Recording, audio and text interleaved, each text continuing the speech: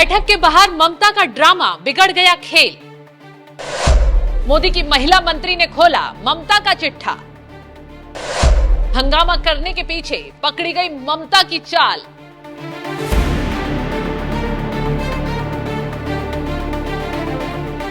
Why you discriminate? Why you stop me? नमस्कार, आप देख रहे हैं एनएमएफ न्यूज में आपके साथ शबनम। दिल्ली में आज ममता बनर्जी की हरकतों ने हंगामा ही खड़ा कर दिया है, क्योंकि ममता बनर्जी खुश होकर नीति आयोग की बैठक में शामिल हुई, लेकिन जब बैठक के बीच छोड़कर बाहर भागी और मीडिया के सामने आकर रुकी, तो मोदी सरकार पर राहुल गांधी की तरह गंभीर आरोपों के साथ टूट पड़ी। चिल्ला चिल्लाकर कहती नजर आई कि उन्हें बैठक में बोलने नहीं दिया गया, उनकी आवाज दबाई गई, माइक बंद कर दिया गया। जैसे ही ममता ने ये आरोप गढ़े, मोदी की महिला मंत्री तुरंत मैदान में उतर आई और भड़क गई। एक झटके में ममता के खेल को बेनकाब कर दिया। दीदी के उस झूठ को दुनिया के सामने लाकर रख दिया, जिसमें वो मोदी सरकार को फंसाने की कोशिश कर रही थी। निर्मला सीतारमण ने ममता पर पलटवार करते हुए कहा, सीएम ममता बनर्जी नीति आयोग की बैठक में शामिल हुई, हम सभी ने उन्हें सुना, हर मुख्यमंत्री को अलॉट किया हुआ समय दिया गया, जो हर टेबल पर लगी स्क्रीन पर दिखाई दे रहा था। उन्होंने मीडिया में कहा है कि उनका माइक बंद कर दिया गया था। ये पूरी तरह से झूठ है। हर मुख्यमंत्री को बोलने के लिए उचित समय दिया गया था। ये दुर्भाग्यपूर्ण है कि पश्चिम बंगाल की मुख्यमंत्री ममता बनर्जी ने दावा किया कि उनका माइक बंद कर दिया गया था, जो सच नहीं है। उन्हें झूठ पर आधारित नैरेटिव गढ़ने के बजाय सच बोलना चाहिए। तो ममता बनर्जी ने साजिश के तहत ये आरोप लगाए, क्योंकि माहौल बनाने की कोशिश में ममता बनर्जी काफी समय से लगी हुई हैं। ये बात इसलिए उठी है क्योंकि ममता बनर्जी बीते दिनों से फंड को लेकर मोदी सरकार को घेरने में लगी हैं। आरोप अक्सर लगाती रही है कि मोदी सरकार ने बंगाल का फंड रोका हुआ है, जिससे सरकार चलाना मुश्किल होता जा रहा है। लेकिन घोटाले का जिक्र नहीं करेंगी, क्योंकि घोटाले ही हैं बंगाल में फंड रुकने की सबसे बड़ी वजह। ममता जब भी मोदी की किसी बैठक में आती हैं, फंड को लेकर माहौल बनाती हैं। ऐसा ही इस बार नीति आयोग की बैठक में भी मैडम साहिबा ने किया। फिर से रोना शुरू कर दिया।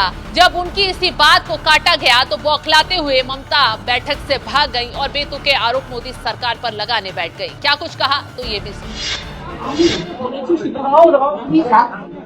দেশের স্বার্থে এবং বাংলার স্বার্থে রাজ্যগুলো সবটা আজকে এসেছি একা পরিষ্কারভাবে বলছি, আপনারা বাজেটে আমাদের বঞ্চনা করেছেন, আপনারা বাংলার সমস্ত উন্নয়নের প্রজেক্ট বন্ধ করে দিয়েছেন, আপনারা বিরোধী দলের কোনো রাজ্যকে কোনো সুযোগ দেন না, এবং আপনারা আমাদের 3 বছর ধরে 100 দিনের কাজ বন্ধ, প্রধানমন্ত্রী আবাস যোজনা বন্ধ, রুরাল রোড যোজনা বন্ধ, সমস্ত কিছু বন্ধ করে রেখেছেন। এমনকি ফুড সাবসিডি পর্যন্ত দেননি। আমরা 1,71,000 কোটি টাকা পাই লাস্ট ইয়ার পর্যন্ত। এই বাজেটেও কিছু নেই, শুধু জিরো। এইটুকু বলার সাথে সাথে আমার মাইকটা স্টপ করে দিয়েছে। আমি বললাম, why you discriminate, why you stop me? I am only attending. You should be happy for that. Instead of that, you are giving more scope to your party, your government, and you only me on behalf of opposition, only I am there, and you stop my mic. আপনি আমার mic বন্ধ করে দিচ্ছেন। আপনাদের এই বঞ্চনা আমি মানি না, তাই মনে রাখবেন আমি চলব। ममता बनर्जी के आरोपों पर कांग्रेसी नेता एक दूसरे से भिड़ गए हैं। जहां एक और अधीर रंजन चौधरी ने ममता के आरोपों को झूठ करार दे दिया है, वहीं राजीव शुक्ला ने ममता का समर्थन कर कांग्रेस को हिला दिया है। पहले अधीर रंजन चौधरी का बयान सुनवाते हैं। बैठक में ममता बनर्जी जो कह रहे हैं, मुझे लगता है झूठ, ये सारे निहायत झूठ बोलते हैं। क्योंकि एक स्टेट की अगर कोई मुख्यमंत्री को इस तरीके की बोलने का मौका नहीं दिया जाते, बोलने की इजाजत नहीं दी जाते, ये मुझे ताज्जुब लगता है। और दूसरी बात यह कि हुआ क्या क्या होने वाला, पहले से उन्होंने ममता बनर्जी इसका इजाहर दे चुके हैं कि हमें बुलाए हैं, हम जाना चाहते हैं, लेकिन वहां हमें बोलने को नहीं मिलेगा मौका। ये पहले जाने का पहले जो नौटंकी होते हैं ना, नौटंकी की सारे जो स्क्रिप्ट है बयान कर चुके थे, वो ममता जी कर चुकी थी, सारे बयान दे चुकी थी। पहले उनको जानकारी मिल चुकी होगी कि वहां जाके क्या क्या होगी या नहीं होगी, सारी जानकारी उनकी वहां या कर सकती थे वो।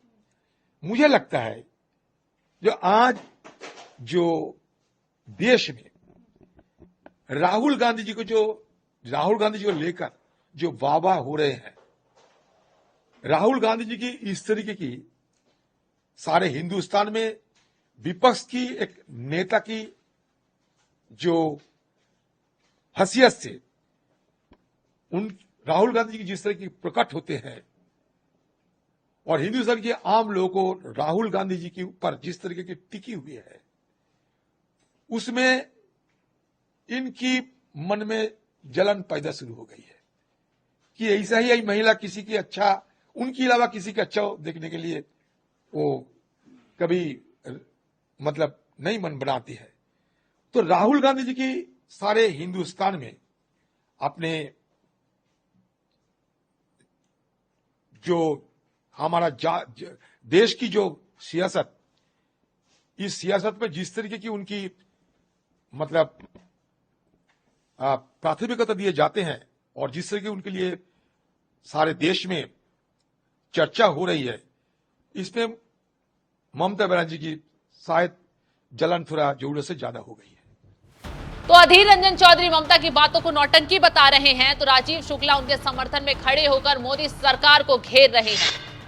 माइक बंद का आरोप लगाया ममता बनर्जी ने नीति आयोग की बैठक। तो ये गलत बात है कि इस तरह से मुख्यमंत्रियों को माइक बंद कर दिया जाए, मुख्यमंत्रियों की बात न सुनी जाए। हम भी योजना मंत्री रहे हैं, योजना आयोग देखा है, हर मुख्यमंत्री की बात सुनी जाती, विपक्ष के मुख्यमंत्रियों की विशेष रूप से बात सुनी जाती, उनकी समस्याएं अगर वो नहीं जो है सुना रहे हैं, वो सुनना चाह रही सरकार, तो गलत है। नीति आयोग को इस बात पर ध्यान देना चाहिए। तो ममता बनर्जी के साथ जो किया है उचित नहीं है। डीएम के मुख्यमंत्री ने, कांग्रेस के मुख्यमंत्रियों ने भी बहिष्कार किया, इसीलिए बहिष्कार किया कि नीति आयोग को निष्पक्ष होना पड़ेगा। तो जिस तरीके से ममता भड़की और बेतुकी आरोप बीजेपी पर लगाए, उन आरोपों में अब वो खुद ही फंसती हुई चारों तरफ से नजर आ रही हैं, क्योंकि बीजेपी ने उनके भड़कने की असली वजह खुलकर सामने रख दी है। और जैसे ही ममता बनर्जी पर यह खुलासा हुआ, टीएमसी नेता मुंह छुपाकर भागने को मजबूर हो गए हैं। तो फिलहाल ममता बनर्जी जिस तरीके से बेनकाब हो गई हैं, उस पर आपका क्या है कहना, हमें कमेंट कर जरूर बताएं।